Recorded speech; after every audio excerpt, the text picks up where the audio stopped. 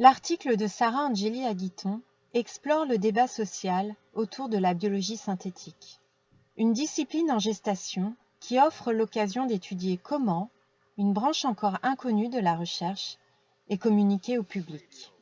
Les politiques ont dû récemment revoir leur copie concernant les stratégies de communication à mener autour des biotechnologies. Celles-ci font face ces dernières années à une levée de boucliers de la part d'une société civile de plus en plus méfiante. L'auteur s'intéresse ici à une discipline émergente, la biologie de synthèse, pour illustrer cette précocité des critiques face aux nouvelles applications des biotechnologies et les politiques menées pour y répondre.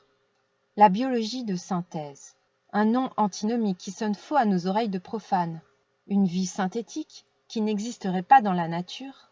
Pourtant, les promoteurs de cette technologie la vendent comme la solution à tous les maux de la planète.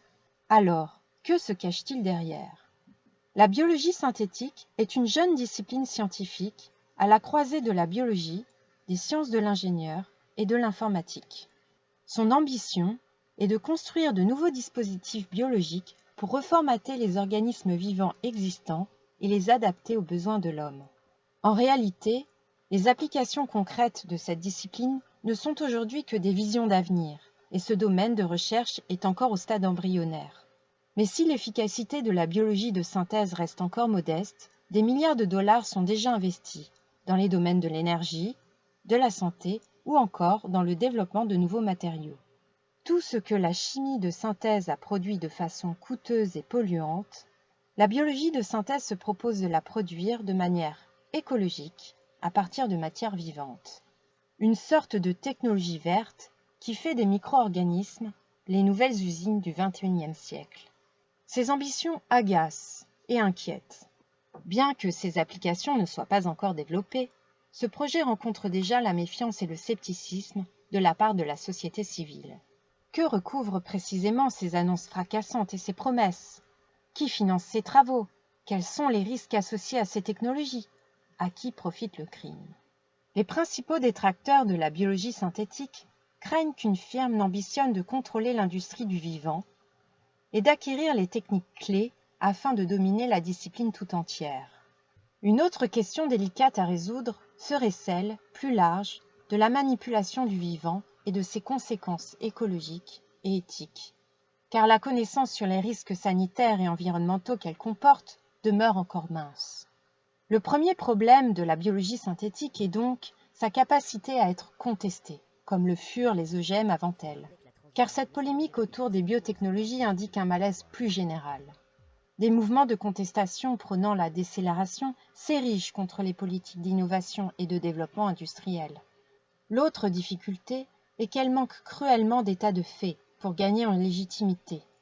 En l'absence de preuves, d'autres processus de justification doivent être mobilisés pour lui assurer un avenir. Quelles stratégies sont déployées pour désamorcer la critique et échapper à la controverse ? 1. On anticipe les critiques en engageant une réflexion précoce sur les enjeux éthiques et sociaux. 2. On associe des chercheurs en sciences humaines et sociales au programme scientifique. 3. On oppose les techniques d'hier, responsables de tous nos problèmes, avec les technosciences d'aujourd'hui, solutions d'avenir. Les spécialistes des sciences sociales sont appelés à la rescousse pour trouver des solutions aux enjeux sociétaux et managériaux auxquels font face les gouvernements et les entreprises privées. Plus simplement, leur mission est d'éviter aux promoteurs de la biologie synthétique de se prendre les pieds dans le tapis. Pour cela, ces groupes de recherche en sciences humaines se sont fixés 3 principaux objectifs. Le premier, forger une éthique pour la nouvelle biologie. Le second, éviter la controverse en analysant les erreurs du passé. Enfin, le troisième, engager les scientifiques à intégrer une réflexion sociale dans leur démarche. Par cette collaboration, les artisans de la biologie de synthèse tentent de s'offrir une réputation de responsabilité sociale. Cette nouvelle stratégie enterre la vieille recette des dispositifs participatifs qui n'avaient pas réussi à apprivoiser un public de plus en plus perspicace et prompt à la critique. On invite plutôt des philosophes, sociologues et chercheurs en sciences sociales à définir en dehors du regard public des règles d'autorégulation que l'on souhaite s'auto-appliquer. Avant tout, le discours sur la nouveauté radicale de la biologie synthétique semble surtout permettre de s'acheter une virginité médiatique, loin des OGM et de leur contestation. Cette posture tente de masquer les enjeux collectifs pour mieux protéger ces expériences de l'intrusion du débat et de la régulation publique. Si l'on s'attarde de nouveau sur les promesses d'application de la biologie de synthèse, on réalise alors qu'elle cherche à se positionner en dehors des dégâts du progrès auxquels elle s'offre en remède.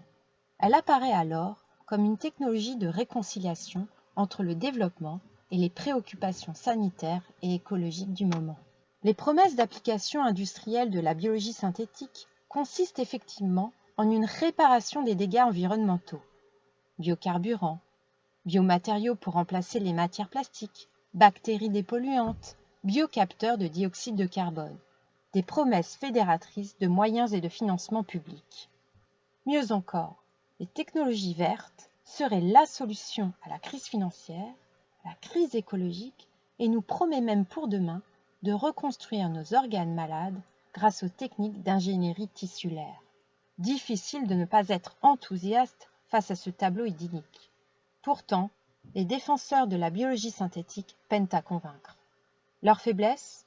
Le manque de visibilité, particulièrement anxiogène. Le public ne s'est pas plus laissé séduire par les nouveaux programmes d'intégration des sciences sociales que par les dispositifs pseudo-participatifs. Cette méfiance vient certainement du fait que la voie semble déjà initiée, la machine en marche. Les opposants revendiquent aujourd'hui de jouer un rôle dans les décisions d'orientation de la recherche et dans l'évaluation des conséquences écologiques, sociales et éthiques. Des questionnements s'élèvent sur le sens profond des projets, dans une société préoccupée par son avenir et qui s'interroge désormais sur le sens même du mot progrès. À la manière d'un match de ping-pong, les justifications et les critiques se déplacent mutuellement, alimentant débats et nouvelles controverses. Mais après tout, cette confrontation est certainement inhérente à toute démocratie, pourvu que ce processus démocratique ne soit pas un frein à la recherche et au développement.